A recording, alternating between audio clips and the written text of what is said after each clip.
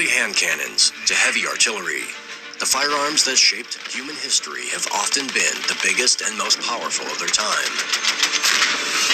But not always. Sometimes the smallest and unlikeliest of guns still have the power to influence the world around them in the profoundest of ways. Even an air gun.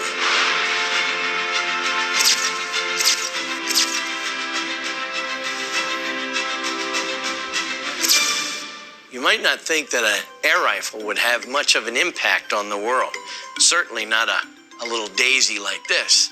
Actually, the worst that could probably happen with one of these is that you'd shoot your eye out, kid. There is an air rifle that did have a massive impact. Not only the history of this country, the history of the world. This was designed in 1780 by a man in Italy named Giordoni, and it was manufactured by the Austrians and used against Napoleon during the Continental Wars of the early 1800s. One of these made it to the United States of America and into the personal inventory of Meriwether Lewis, who was the co-captain of the 1803 to 1806 Lewis and Clark expedition. We know that Meriwether Lewis had one of these because he wrote about an air rifle in the journals that he kept. The air rifle, the Giordoni that Lewis had with him, was very similar to this one right here. This buttstock is an air reservoir. You give this just a little bit of a turn, and you can pump this up with a mechanism that looks like a kind of like a bicycle pump from today. This takes 800 pounds per square inch of pressurized air. Think about that. Your car tires travel on about 35 psi. When this is fully loaded, it's like having an air bomb right next to your ear. But you attach that onto the base of the gun, and now you have a magazine-fed repeater. All you do is open this slot right here, and you can dump in 20 46 caliber round balls. And just as fast as you can push this bar, one will load, you cock the gun, pull the trigger, and it goes off. Now this gun was capable of going through an inch-thick piece of pine at 100 yards, or just, shall we say, killing with great efficiency at close range. You might say, what makes just an air rifle so unique, and how in the world could it possibly have changed American history?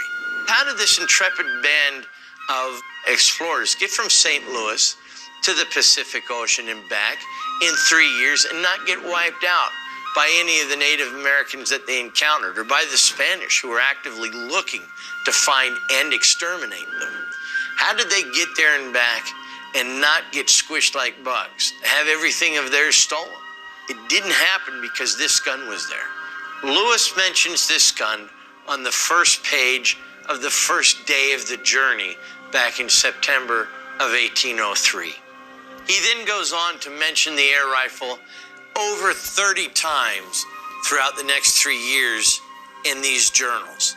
It's mentioned generally for one reason, and that was when they met a new group of Indians. The Indians, he writes in the journal, after seeing it every time, he tries to find new adjectives to describe how they felt about seeing this gun. The natives, for the most part, had probably never really seen firearms used that much. These were guns that were loaded from the muzzle very slowly, and then fired one shot, they were empty. There was a great flash and bang and noise. The Indians were fairly amazed and terrified by the thunder sticks, the smoke poles that these early firearms bearers brought with them on their westward trek. This gun was entirely different.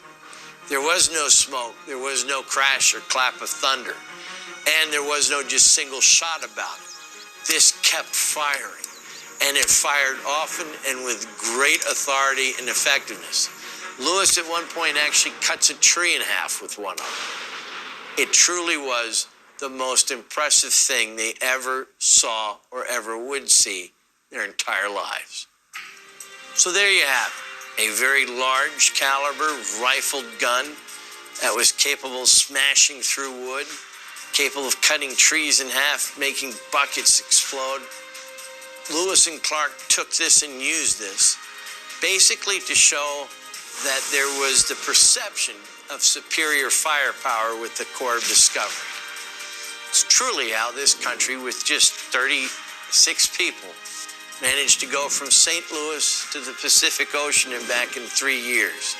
And then plant the flag on that coast ensured that we would one day go from sea to shining sea as the United States of America, all due to one small but very effective and very intimidating air rifle.